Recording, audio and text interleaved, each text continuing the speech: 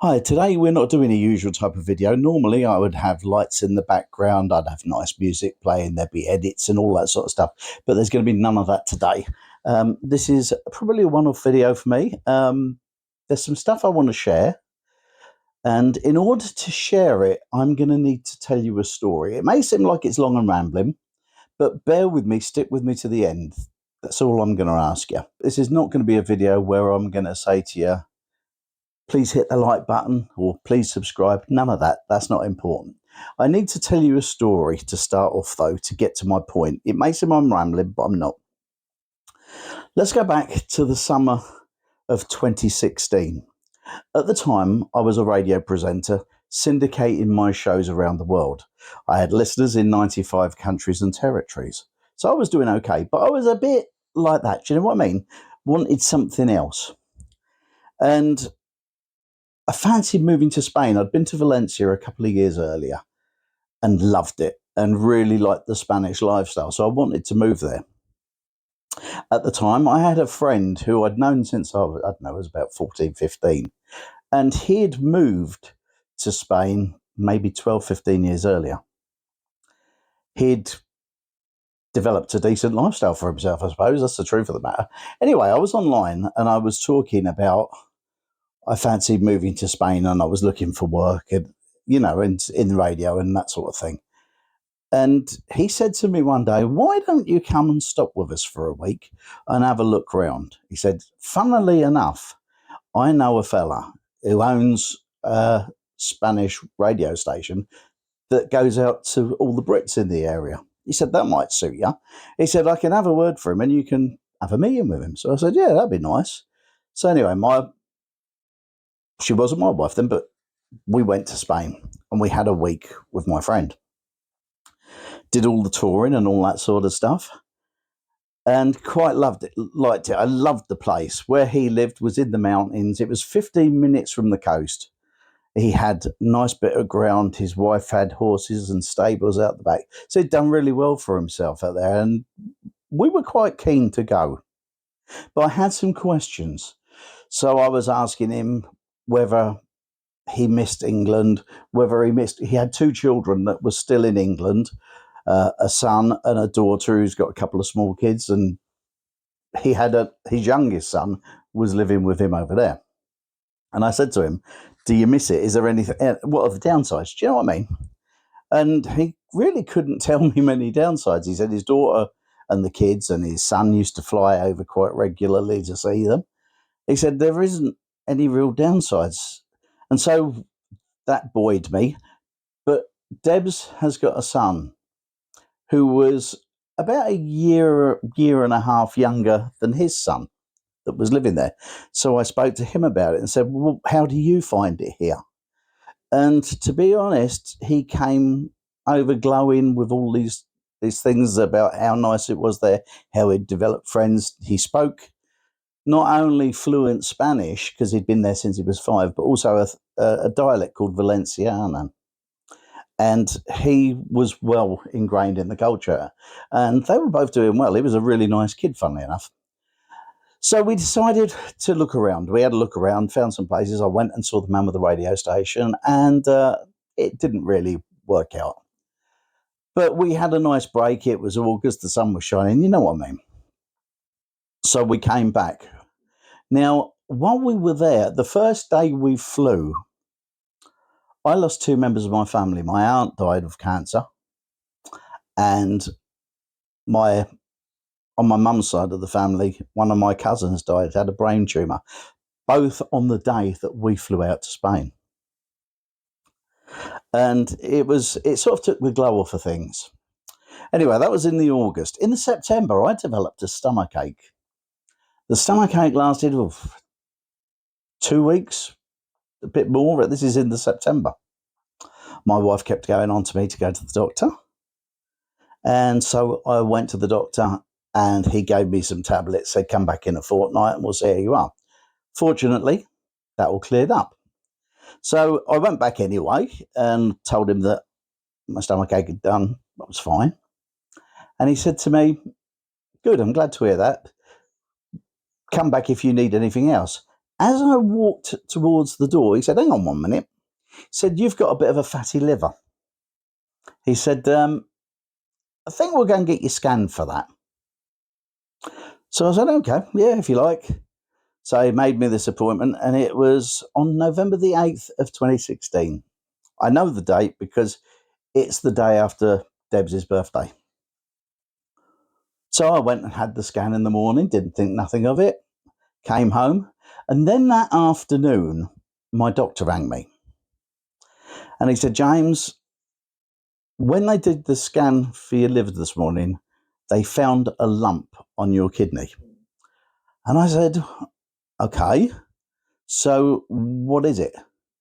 And he said, "I think it's cancer."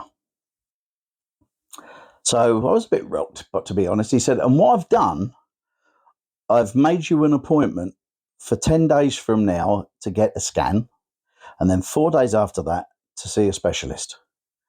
I want to get in there and have a look, see what it is." He said, "Because the lump is the size of a lemon." Well, I was a bit worried, I got to be honest.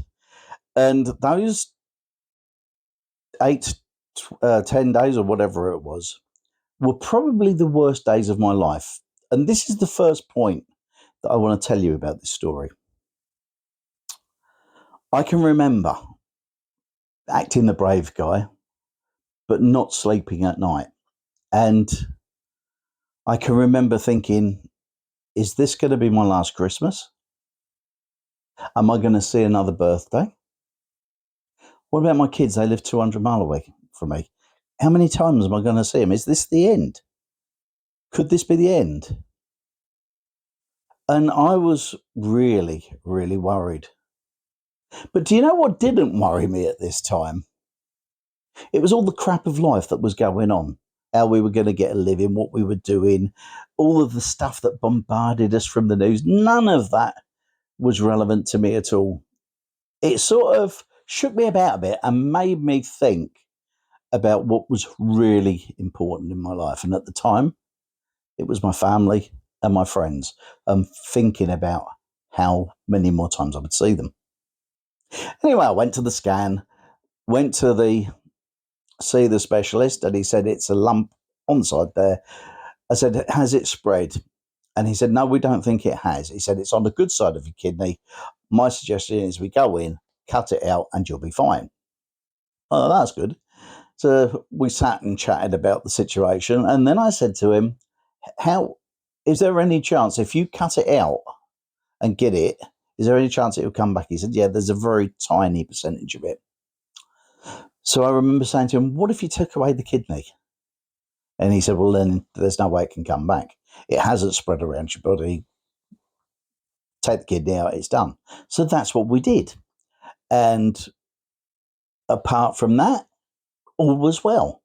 And all is well. But it shook me up a bit. It made me want to think about life a bit. It changed the way I think. All of the things that were really important to me about the money and earning this and doing that and buying this and buying that suddenly become irrelevant to me. Wasn't in the slightest bit important. Moving on from there, about 18 months later, my friend in Spain moved back to England. When I inquired why, he told me, but I kind of already knew. His daughter had gone to Ascot racing one day, and while she was there, she had a splitting headache. 3 days later, she died. So my friend came back because she had 2 little kids, and her husband had to go and get a living and all that sort of stuff. So he moved back so that they could be here to help the kids. And so they came back to look after these little kids. And life carried on as you do. Then we had the pandemic and we were all locked down. And nobody went anywhere, and apart from a walk around our village, that was about all we did. And then that was over and we carried on with life again. Life was going really well. Now, Tuesday this week, like I told you, I know Tuesday was my wife's birthday. It was also a big day for me because on YouTube, I got 200 subscribers. It hit that level, which I've been waiting for. So I was quite pleased with that. Yesterday was Wednesday. And yesterday, being Wednesday, was the anniversary of that phone call that my doctor made to me to tell me that I'd had the lump. 7 years later, all is well. I have no problems. I was quite pleased with myself. So I went on Facebook yesterday morning and wrote this post saying about it being the anniversary and how I was worried at the time and how what we worry about doesn't always come to pass, but how it had changed who I am, how I'd decided to tell all my friends how I felt about them and all that sort of stuff. Just a little rambling post. But on the whole, it was great. I deleted it probably 15 minutes later. And the reason for it was I saw another post as I scrolled down the page with Facebook. I saw another post from my friend who'd been in Spain and came back. And the post basically went along the line of, the family are really sad to announce the passing of our youngest son. That was the boy that I met when we went over to Spain. The boy who was probably 16, 17 at the time, was full of life. An impressive young man, to be honest with you. Had his head screwed on, very polite, very respectful. Everything you would really want in a son. Turns out that on Saturday night, he was walking home and got hit by a car, knocked up in the air, came down on his head. And my friend had no real choice but to tell him to turn the life support system off because of the damage that had been done. And yesterday, I phoned him yesterday, had a conversation that you don't want to have with anyone. I spent all day kind of numb, kind of upset. And it hasn't left me, to be honest. Last night, I could not sleep. And I really think that this is my point for this video. You don't know what's coming. None of us do. We could have a lifetime that's going to last years into the future. It could be all over by tomorrow. It could be over today for some of us. And we worry about the crap of life. We worry about how much money we got coming in. We worry about the rubbish they pile on us on the news. We see all this rubbish on social media and arguments about this and religion and gender and all that crap. And it's stuff. That's all it is. Much like things we buy, the places we live, it's just stuff. The real stuff that is important are the people you care about, the people that you love. It's the only thing that's important at the end of the day. And we as people seem to lose that. I know I do it all the time. I get engrossed in something and want to move on, but it's not important. That's just stuff. What's important are the people you care about, the people who care about you.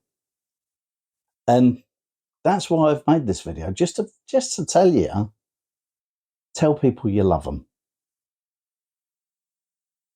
Tell people you care about them. Let people know, because you never know when you won't have the chance to. And you can regret that. And I can remember going to funerals over and over again and saying all these nice things about the departed person and wishing I'd said it when they were there. It's a tough video, this one, for me. I know it's a bit of a downer. However, I think it needed saying. I needed to say it. I hope I never have to do another video like this. That's about it, really. I hadn't planned to do this video. I certainly didn't have it planned to put it on and get it going and get it out there like I'm going to today. I'm sorry it's been a bit of a downer. I'm sorry it might have been a miserable one, but I hope you've stayed with me right to now, because I want you to know that there are people out there who care about you. And I know there are people out there you care about. Do yourself a big favour. Tell them before it's too late. Tell them you love them. Tell them you care about them. Talk to people. Be nice. Change the way you talk to people. Don't let the crap of life take over, because it does so easily. And when I found it out 7 years ago, when I had those 10 or 12 days and couldn't sleep, and realised that nothing really matters other than family, friends, and the people that you care about. I'll be back another time with another video. It won't be like this. I'll be back to my normal buoyant self. But till then, I'll see you.